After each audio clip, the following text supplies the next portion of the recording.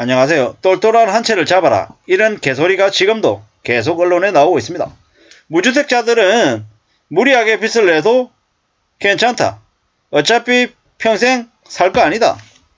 누가 그 대출을 30년, 40년 갚느냐. 다들 그렇게 빚내서 집을 산다.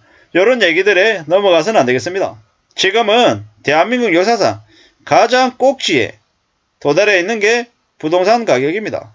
그렇기 때문에 지금 사서는 안 된다는 말씀을 계속 드리는 거고요. 정말 집을 사야 되겠다라는 마음이 들면 기다리는 게 좋겠다라는 말씀을 계속 드려왔습니다. 뭐 10년, 20년 기다려야 하는 얘기 아니고요. 한 4년가량, 5년가량 기다리는 게 좋겠다라는 게 제 개인적인 의견입니다. 한 4, 5년이 지나면 그 사이에 많은 일들이 일어날 것 같습니다.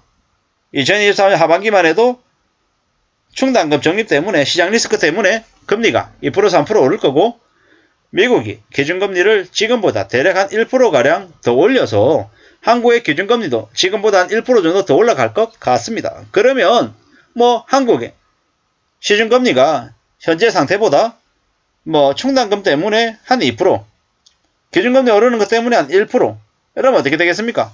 최소 3% 이상 오른다. 그러면 하반기가 되면, 연말이 되면 한국은행, 시중에 주택담보대출 기준금리가 8%에서 한 11% 정도 된다. 지금보다 이자 부담이 한 3%가량 더 늘어나면 뭐 지금 한 5%, 6% 보고 있는데 3% 더 늘어나면 적게는 50%에서 많게는 60, 70%가량 이자 부담이 더 늘어날 거다라는 거죠. 많은 이들이 무너지겠죠. 11명 중에 1명 이미 지금 이제 소득보다 더 많은 이제 대출을 갚는 데 돈을 쓴다라고 하죠. 그리고 7명 중에 1명 70% 이상의 소득의 70% 이상을 현재 빚 갚는 데 쓰고 있다라고 합니다. 그런 이들이 7명 중에 1명이 아마 소득보다 더 많은 빚 갚는 데 돈을 쓸 것 같습니다. 7명 중에 1명이다. 꽤나 엄청난 숫자죠. 그러한 이들이 대거 무너지고 몰락하고 난리가 날 거다라고 생각합니다. 그렇게 되면 뭐 뚝뚝뚝은 아니겠지만 어느 시점이 되면 집값이 많이 조정이 되어 있을 것 같습니다. 우리가 IMF 때, 리만 때, IMF 1997년, 98년, 99년, 그리고 2012년, 13년, 14년 이때가 가격이 많이 내려갔던 시기죠. 딱 정확하게는 딱 떨어지진 않지만 대략 한 10년 뒤쯤 한 10년 정도의 주기를 가지고 집값 하락이 된다라고 하죠. 반대로 얘기하면 뭐 10년 주기로 집값이 오른다라고 얘기도 가능할까? 이런 생각들도 한번 해봤습니다. 확실한 건 뭐다? 23, 24, 25, 26 앞으로 집값이 오를 일보다 떨어질 가능성이 더 크다라는 겁니다. 물론 중간중간에 뭐 일시적인 반등, 일시적인 뭐 매물이 해소되고 난 이후에 다시 가격이 올라가는 일은 있겠죠. 근데 저는 전반적으로 말씀을 드리는 겁니다. 뭐 원달러 환율 관련해 가지고 저기 미연준이 0.25% 올렸는데 대략 원달러 환율은 1280원대로 내려가니까 뭐 저한테 이제 댓글로 이제 조롱하는 이들도 있죠. 뭐 조롱을 해도 상관없고 뭐 비방을 해도 상관없는데 전 대체적인 사항들을 말씀드리는 거지. 그날 하루하루에 뭐 원달러 환율을 뭐 저도 신도 아니고 어떻게 맞춥니까? 그리고 원달러 환율이 1,400원도 되고 1,500원도 될 수 있다 라는 말씀을 드렸더니 어떻게 그렇게 자신만만하게 얘기하냐 라고 얘기하더라고요. 뭐 지켜보자고요. 부동산 관련한 것도 마찬가지입니다.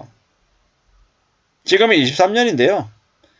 24년이 되고 25년이 되고 26년, 27년 시간을 두고 계속 지켜보면 집값이 어떻게 흘러가는지는 아마 알 수 있을 것 같습니다. 뭐 언론의 뉴스가 뉴스인지 광고인지 헷갈릴 정도로 많이 왔다 갔다 하죠. 저게 뭔가 싶을 정도이죠. 확실한 건 뭐다? 앞으로 지켜보고 두고 보고 기다려야 된다는 것입니다. 지금 똘똘한 한 채를 지금 왜 잡습니까? 지금 잡을 필요 없다라는 말씀을 계속 드립니다. 지금이 아니고 나중에 정말로 원하는 시기, 정말로 사면 좋을 것 같을 때 그때 사면 괜찮다라는 겁니다. 아직은 뭐다? 아직은 사야 될 시기가 아니다. 지금은 조용히 주변 둘러보면서 어떻게 흘러가는 건가 하고 그냥 기다려도 괜찮다라는 말씀을 드립니다. 함부로 지금 뭔가를 사겠다는 생각은 안 하는 게 좋겠다라는 겁니다. 지금 뭐 살려고 마음먹어서 지금 뛰어 들어가면 어떻게 됩니까? 호구되는 겁니다. 호구. 지금 어떻게든 비싸게 팔려고 수작을 부리고 있는 사람들이 여기저기 도처에 넘치고 있는데 지금 사람들이 집을 안 사는 이유, 거래 건수가 급감한 이유가 뭐겠습니까? 비싸서. 오죽하면 국토부 장관도 저기 대구 쪽에 미분양 물량이 엄청나고 미입주가 심하다라는 거. 왜? 비싸니까. 물건값이 비싸면 안 나가죠. 보통의 상품 시장에서는 상품 가격이 비싸서 안 나가면 어떻게 합니까? 가격을 낮춥니다. 만원에 팔던 거 안 팔리면 7,000원으로 낮추고 7,000원에 낮췄는데도 안 팔린다. 5,000원으로 낮춥니다. 그게 현실입니다. 근데 지금 현재 유독 부동산 시장에서는 어떻습니까? 그러지 않죠. 안 그런다라는 거죠. 어처구니가 없죠. 왜 그러겠습니까? 지금의 윤석열 정부가 나중에 세금 들여가지고 사줄 거다라고 기다리고 있는 거죠.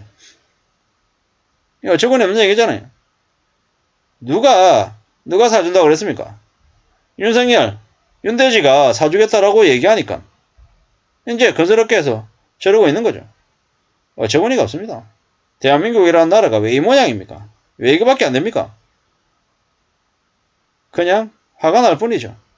이래저래 대한민국이라고 하는 곳이 온갖 사기와 가짜와 조작이 넘쳐나는 것 같다는 생각밖에 안 듭니다. 똘똘한 한 채를 왜 잡아요 지금? 지금은 잡을 이유가 없다라고 말씀드립니다. 왜? 너무 많이 올라있으니까요. 미친 가격이니까. 미친 가격에 사면 어떻게 됩니까? 미치는 거죠. 지금은 함부로 집을 살 시기가 아니다. 주식할 시기도 아니다.